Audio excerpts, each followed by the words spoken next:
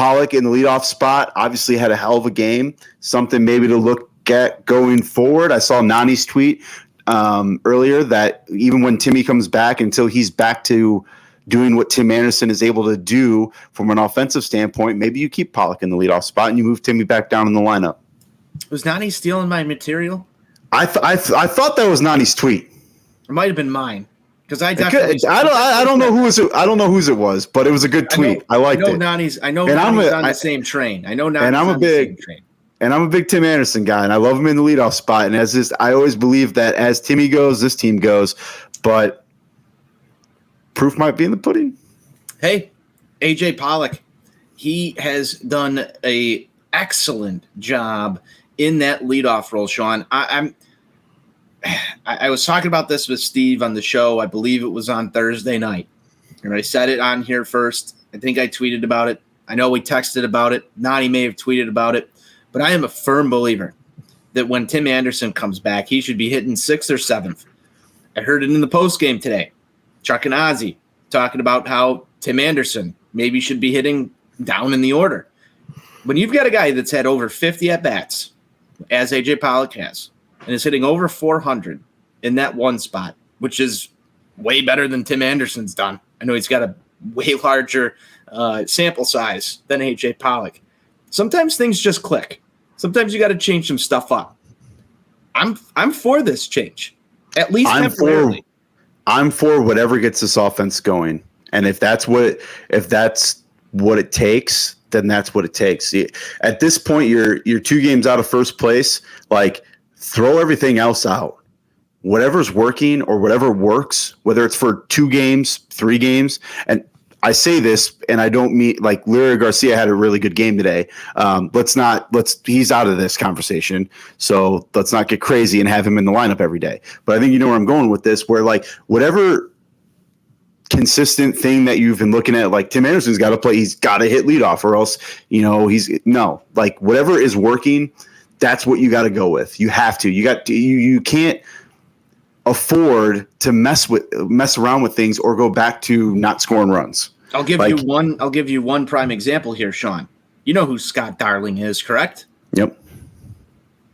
If you're a listener and you're not a Blackhawks fan, Scott Darling was a former Blackhawks goaltender who the Blackhawks went to in a playoff series because he was just playing better than Corey Crawford.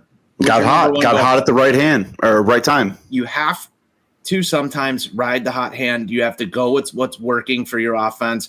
Some of this stuff, I mean, if you look at A.J. Pollock versus Tim Anderson on paper right now, Sean, I think both you and I would be crazy to say, yeah, I'm going to hit A.J. Pollock first.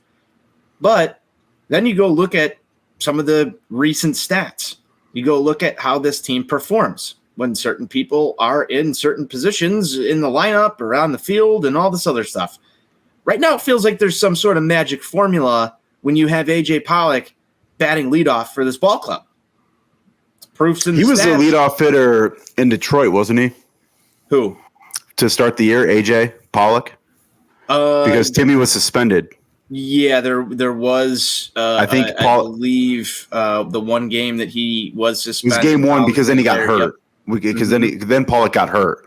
Yes. Right? He tweaked the hamstring. But he was like 3 for 4 in that game. Mm-hmm. Yeah, there's just something about A.J. Pollock batting first for this White Sox team that seems to be a recipe for success. We'll see what happens when Timmy comes back from his suspension. A little bit of news and notes here. Tim Anderson is serving his 2-game suspension. It was reduced from 3 from the altercation that he had with an umpire just last week. He is serving that right now. He'll be back, I believe, game 2 of the doubleheader on Tuesday is what they've said.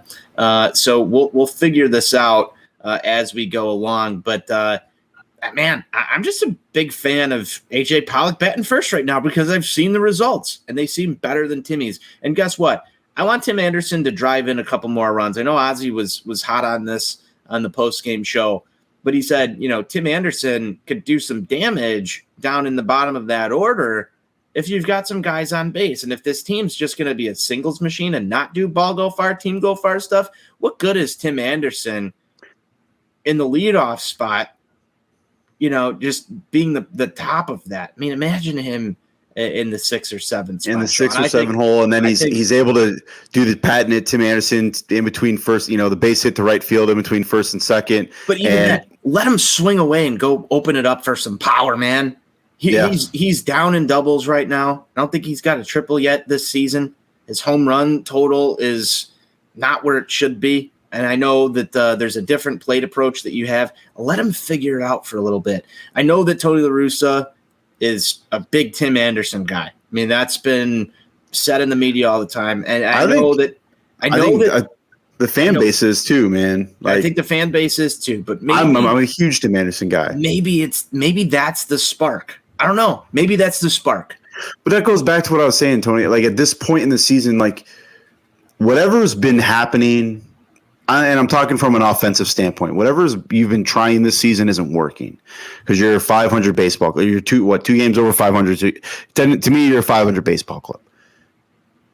You got to start trying new things, right? Like you got to switch it up. You saw what he did with putting Eloy in the 3-hole now, moving Jose back, to the cleanup, and then Luis Robert has been kind of going up and down, back to the 2-hole type thing, out of the 3-hole.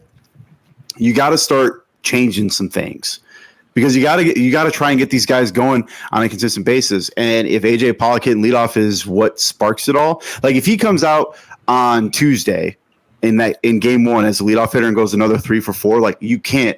No, because you're pulling the rug right out from underneath. Right. And to me, I felt that. I'm not a Hall of Fame. I felt that way when Tim Anderson came back and was immediately handed his spot. Now, Sean, do you believe that Timmy is going to be able to swallow his pride enough to not be the leadoff guy? That's a big question that I have. Do you feel that Tim Anderson is due the leadoff spot when he comes back from the suspension in game 2? I think for the remaining of the year, I don't think anybody should be guaranteed anything outside of Jose Abreu.